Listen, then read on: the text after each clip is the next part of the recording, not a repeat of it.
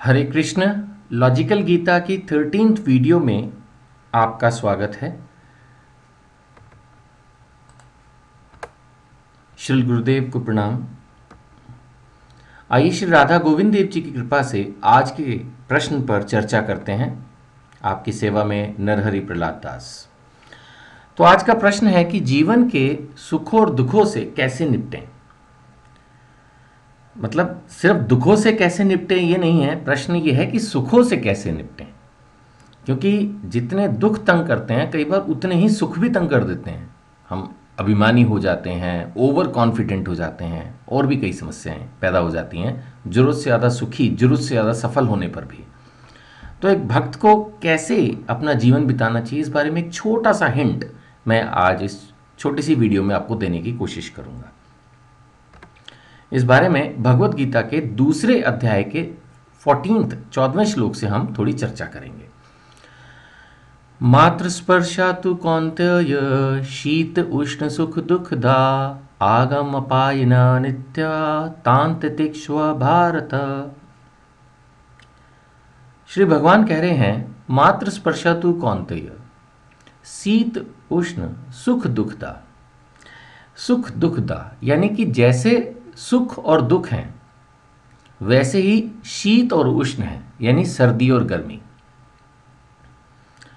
अब आज आप ये वीडियो सुन रहे हैं तो हो सकता है कि गर्मी का मौसम हो। अगर मैं आपसे कहूं कि आप में से कितनों को विश्वास है कि गर्मी के बाद सर्दी आएगी, तो शायद आप सभी लोग एग्री करेंगे कि हाँ, अब गर्मी है तो थोड़े समय बाद, महीनों बाद सर्दी आ जाएगी। अगर आप ये वीडियो सर्दी में सुन रहे हैं और मैं आपसे पूछूं आपको कितनों को विश्वास है कि सर्दियों के बाद गर्मी आएंगी, तो आप सभी लोग एग्री करेंगे कि हाँ, अभी सर्दियां हैं लेकिन कुछ समय के बाद गर्मियां आएंगी। तो भगवान जिन्होंने इस दुनिया को बनाया, जिसने इस पूरी सृष्टि को बनाया, वो सुख और दुख के बारे में इसको कोरिलेट कर रहे हैं। कोरिलेट करके बोल रहे हैं कि जैसे सुख के बाद जैसे शीत उष्ण, जैसे सर्दी के बाद गर्मी आती है, गर्मी के बाद सर्दी आती है, वैसे ही ये सुख दुख है। ये एक साइकिल है, ये एक साइकिल है। हमेशा ऐसा होगा कि सर्दी के बाद गर्मी आएगी और गर्मी के बाद सर्दी आएगी। ये इस संसार का नियम है। बिल्कुल ऐसे ही ये सुख और दुख है कि हमारे पास कितने भी अच्छे सुख हों लेकिन आगे चल के वो डाइल्यूट हो सकते हैं, कम हो सकते हैं। इसी तरह से कितने भी दुख हों वो एक दिन जरूर खत्म होंगे और हमें सुखों की प्राप्ति होगी। ये भगवान का बनाया नियम है। कोई भी हमेशा दुखी या शायद हमेशा सुखी नहीं रह पाता। कुछ ना कुछ समस्याएं जीवन में आ सकती हैं। ये इंद्रिय बोध से उत्पन्न होती है। मात्र स्पर्शा का मतलब ये इंद्रिय बोध का विषय है। जो हमारी इंद्रियां हैं उनसे हम इसको इस तरह से फील करते, महसूस करते हैं। फिर आगे भगवान कह रहे हैं आगम अपायना, आगम आना पायना जाना, अनित्या, साफी वर्ड है अनित्य, ये परमानेंट नहीं है। आगम अपायना अनित्य यानी जो सुख दुख है हमारे जीवन के, इनका आना जाना लगा रहता है, ये क्षणिक है, टेम्परेरी है।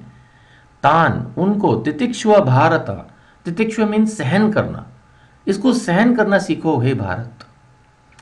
तो अल्टीमेटली भगवान ने सजेशन क्या दिया? भगवान ने एक तो एग्जाम्पल दिया कि सुख और दुख जो है वो सर्दी और गर्मी जैसे हैं। दूसरा उन्होंने कहा कि इनका आना जाना क्योंकि क्षणिक है तो इसलिए इनको सहन करना सीखो।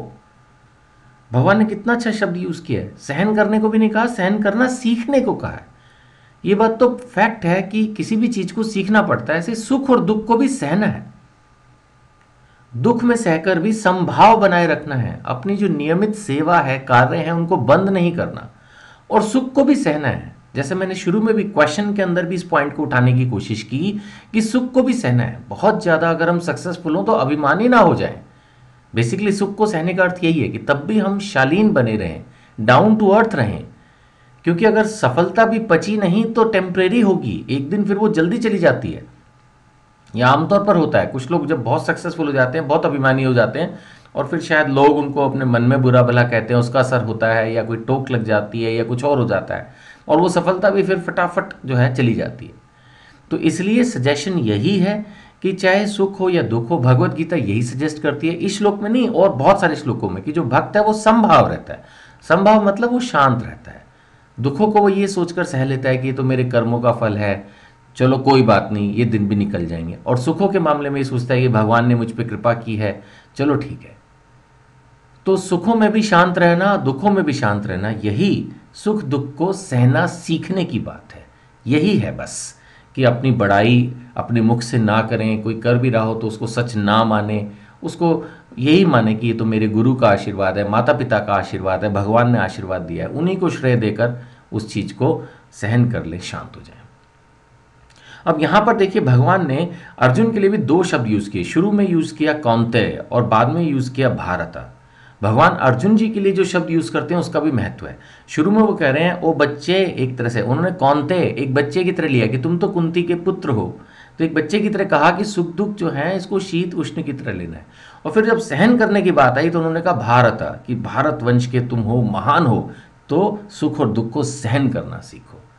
तो जैसे हम कई बार होता है ना, किसी को जब हम एड्रेस करते हैं तो कोई एक शब्द ऐसा इस्तेमाल करते हैं जो कि उससे एक अपेक्षा के साथ कि तुम तो इतने महान हो, तो जैसे भारत शब्द जहाँ भगवान ने यूज़ किया तो वही सेंस में किया है कि तुम इतने महान हो, तो इस चीज़ को अचीव करो, सहन करो और अपना युद्ध करो, यानी अपना कर्म करो। हरे कृष्ण।